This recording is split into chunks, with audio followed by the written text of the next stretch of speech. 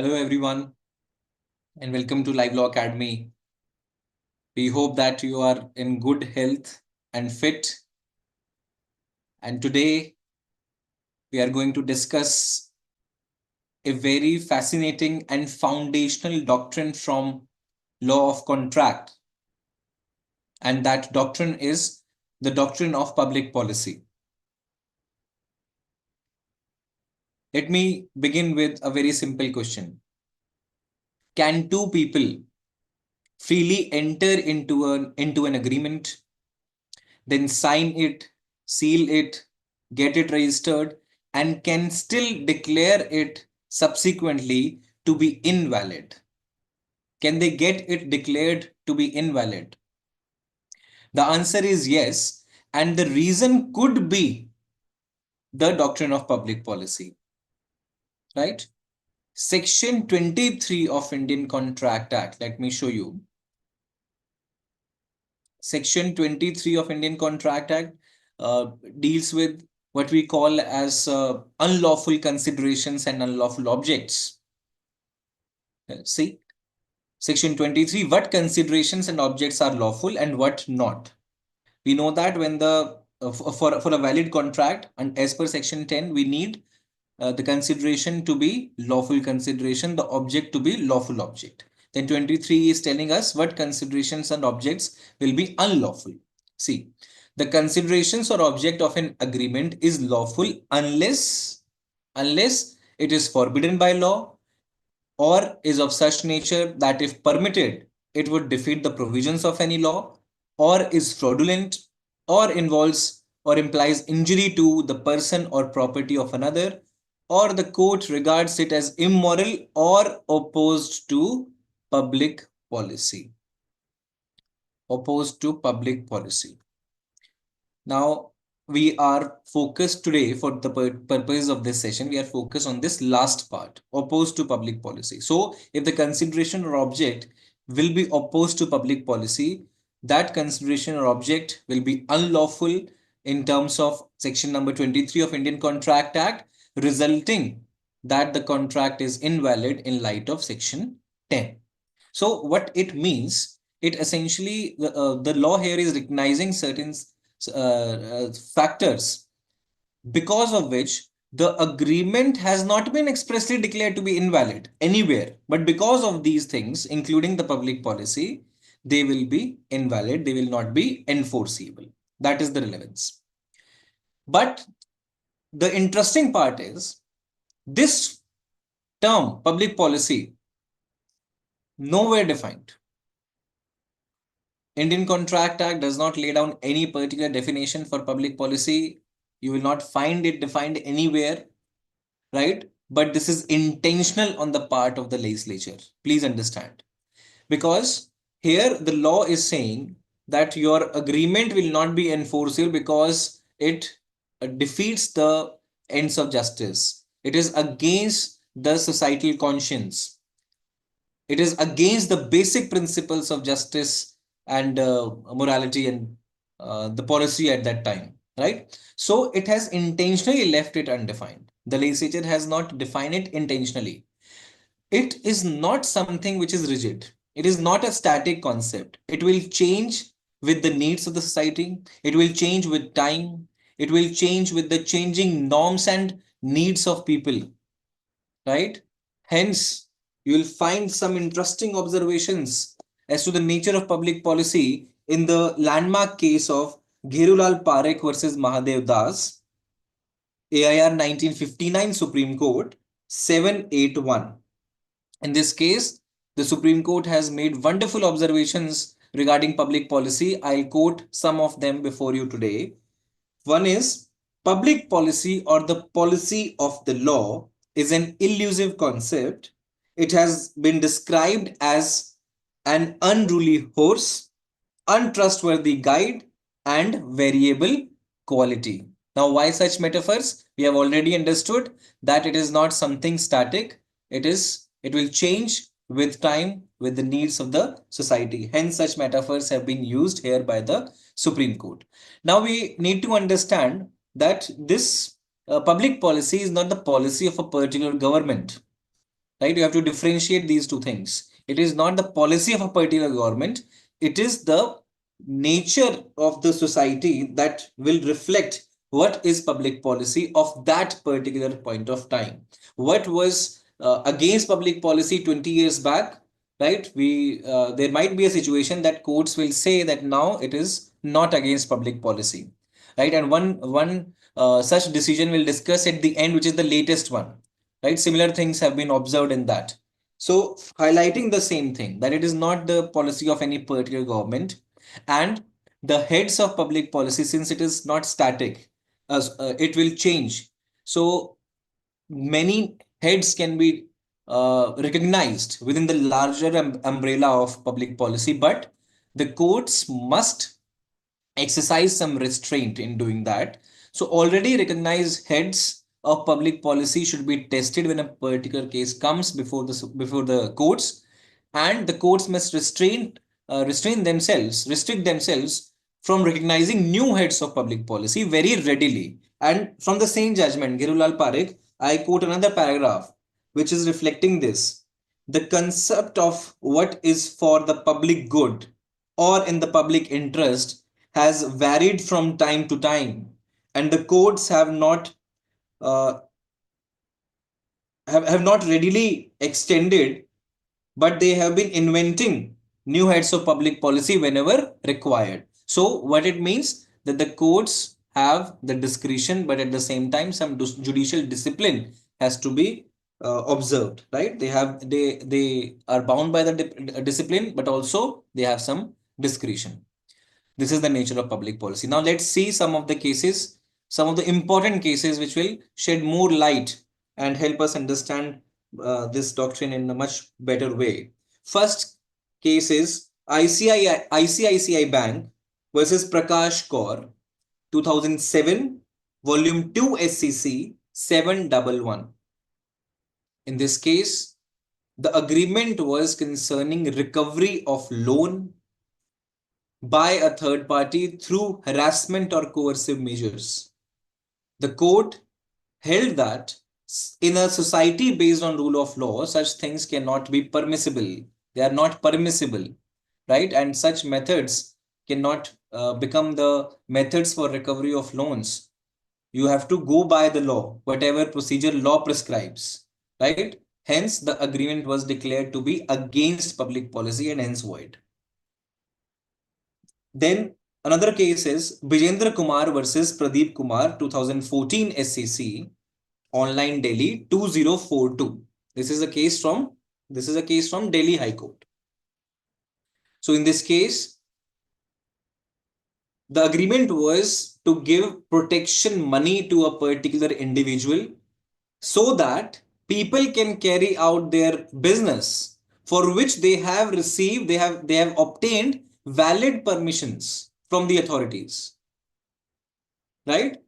When this agreement was sought to be enforced through the courts have said no. Delhi High Court has said that this is, I'm quoting from the judgment, there's such kind of agreement has no place in a lawful society.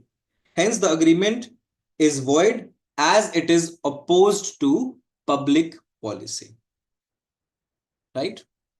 Then the next two cases are regarding the jurisdiction of the courts.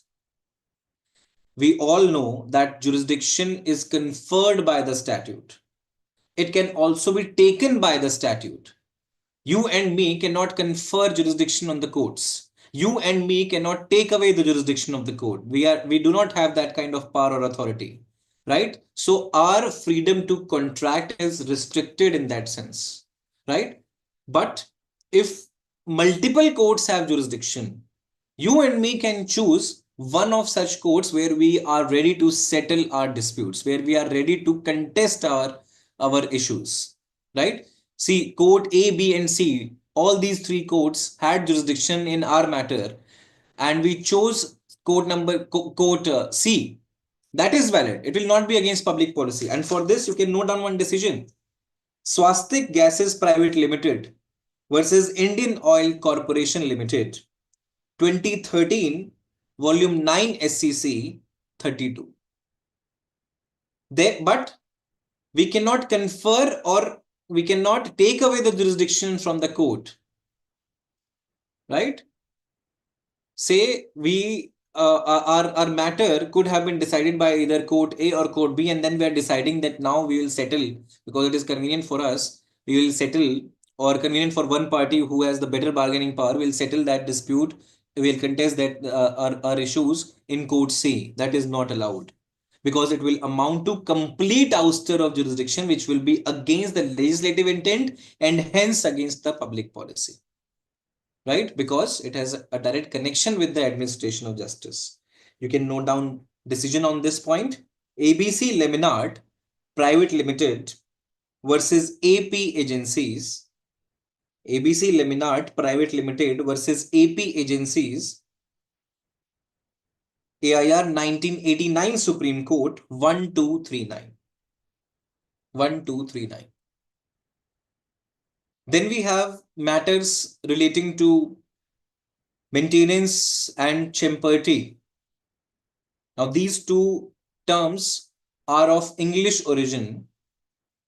Maintenance refers to, and both of them they are linked to a third party interference in the litigation. So maintenance refers to a situation where a third party supports a party to the litigation, normally by giving some financial aid, right? Champerty is a kind of maintenance where third party is not only supporting the litigation, it is also deriving some interest based on the result of the litigation. So, for example, if I come to you that you have this issue with a person X, let me help you in contesting this. I have the money. Let me help you in contesting the issue before the courts. And if the decision is rendered in your favor, I'll claim 50% or 40%. Let's say this is champerty, right? Both these kinds of agreements, maintenance and champerty, they were void under English law. On the face of it, they were void. But in India, Privy Council has said, I will tell you the decision.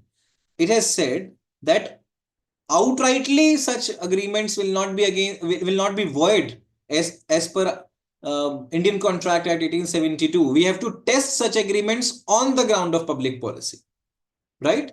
So that is the difference. Not directly void, not expressly void, but if such agreements will be found to be in violation or against public policy, then only we can declare it invalid or void, right? You can note down the decision of the Privy Council. Raja Rai Dayal Singh, Raja Rai Dayal Singh versus Debi Dayal Sahu, 1908 Privy Council. 1908 Privy Council, right? But for us, there is an important exception. For advocates, for lawyers, for law students, they must also know this, right? That under the Bar Council rules that are framed under the Advocates Act, as per those rules, we cannot prescribe as fee based upon the outcome of the case that we are handling. Please keep this in mind. That will be a professional misconduct, right? The rules are very clear. So in our case, slightly the position is different, right? Now let's discuss one latest case on this point. The case of Vijaya Bank and another versus Prashant, 2025 LiveLaw, 2025 LiveLaw, Supreme Court 565. 565. In this case, what happened?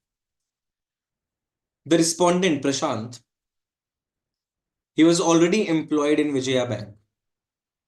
And then there were some, uh, you know, uh, better opportunities that if you qualify the exams, you will promoted to some different role. So he availed that opportunity and cleared all the things. But before joining for the new role, the bank required him to execute an indemnity bond of 2 lakhs of rupees, stating that if any such employee on these new roles will leave the bank before 3 years, before the expiry of 3 years, then that amount will have to be paid to the bank. He executed that indemnity bond, but later he joined some other bank with better opportunities. The 3 years were not expired. He was asked to pay the bond amount. He paid the same but under protest. And later on, he challenged that the same, stating that, arguing that it was against Article 14 of the Constitution. It was against Article 19, 1G of the Constitution, and also sections 23 and 27, they were violated of the Indian Contract Act. 23, we just saw public policy, one of the grounds. So he invoked those grounds in the writ petition before the High Court. The High Court ruled in his favor. And then Vijaya Bank went into appeal. The Supreme Court examined everything and ruled in favor of the bank. Let me show you interesting observations, right? Where public policy was actually used this time not to invalidate the agreement, but to uphold it, right? That, let's see, because times are changing constantly. See, para 26. So 20, some 3 or 4 paragraphs I'll read with you. These 4 paragraphs are very important to completely appreciate what is public policy, what is its nature, how the courts will apply it. Can it only be used to invalidate the agreement, right? Here it has supported the agreement. It has supported the condition, the indemnity bond, right? Let's see. Since the last decade of 20th century, India witnessed an era of liberalization. Golden days of monopolistic public sector were gone. Public sector undertakings like the appellate bank needed to compete with efficient private players operating in the field. So the times have completely changed. It's a matter of survival for everybody. To survive in an atmosphere of deregulated free market, public sector undertakings were required to review and reset policies which increased efficiency and nationalized administrative overheads, ensuring retention of efficient and experienced staff, right? So whatever we determine uh, in this in the context of the facts of this case, in light of public policy, we have to keep these changes in mind. This prompted, I'm reading the 27th para now. This prompted the appellant bank to incorporate a minimum service tenure for employees to reduce attrition and improve efficiency. Now, viewed from this perspective, the restrictive covenant prescribing a minimum term cannot be said to be unconscionable, unfair, or unreasonable, and thereby in contravention of public policy. Right? So, seen in that light, these restrictive covenants were not in any way in contravention of public policy. Right? Then we can say then the court has dealt whether the amount was disproportionate or not, and then pondered upon the what costs the bank incurred in terms of training its employees, and then when employees they jump the ship in the middle of their tenure, then what additional costs will have to be borne by the institution. All those things were considered, and it was finally decided that no, 2 lakhs of rupees was not disproportionate as well, right? So this was public policy for all of you. I hope you enjoyed this video. We always endeavor to bring clarity to the important issues, and we'll continue in this endeavor. If you have not subscribed to this channel, then do subscribe so that you do not miss on any such information. And very soon I'll see you in another important session. Till then, take care and thank you. In case you have any doubt, you can just write it in the chat box, or if you want any particular topic to be dealt here on the LiveLaw Academy's channel, we will do it. You can also mention such a topic, any topic in case in which you are feeling in facing any hardship, any problem, you can let us know. We will curate a session for that.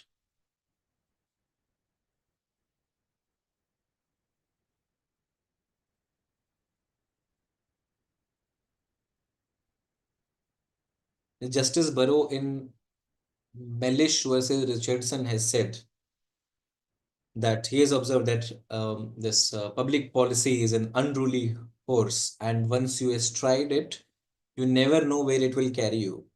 So usually you will also find this quote in the question papers, and then the examiner will ask you to explain or comment. So what Justice Barrow actually meant, we have already discussed this, that the public policy can be very wider in its scope, and it is wider and it will change. It is not a static concept. But once you very readily start accepting each and everything and start bringing each and everything under the public policy, then you never know where it will carry you. It will bring more uncertainty into the system, right? So that is what he meant. We have already discussed that when it comes to public policy, the courts have discretion, but at the same time, some discipline has to be exercised and not readily accept everything against public policy. One such example we have seen in the latest case. Right? Any doubt, any question, any observation? Let me know.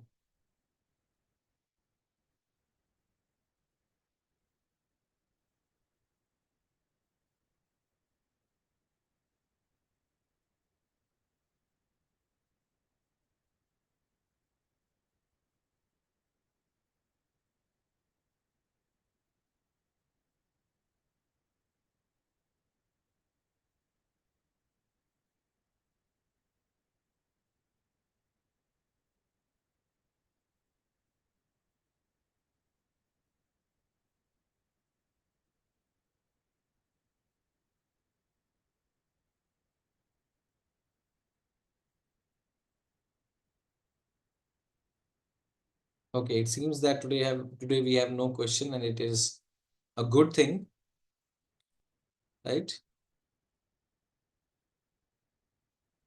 Then I'll leave you with these pointers and wish you all the best and have a happy weekend. We'll meet again. Thank you. Thank you so much for joining me today.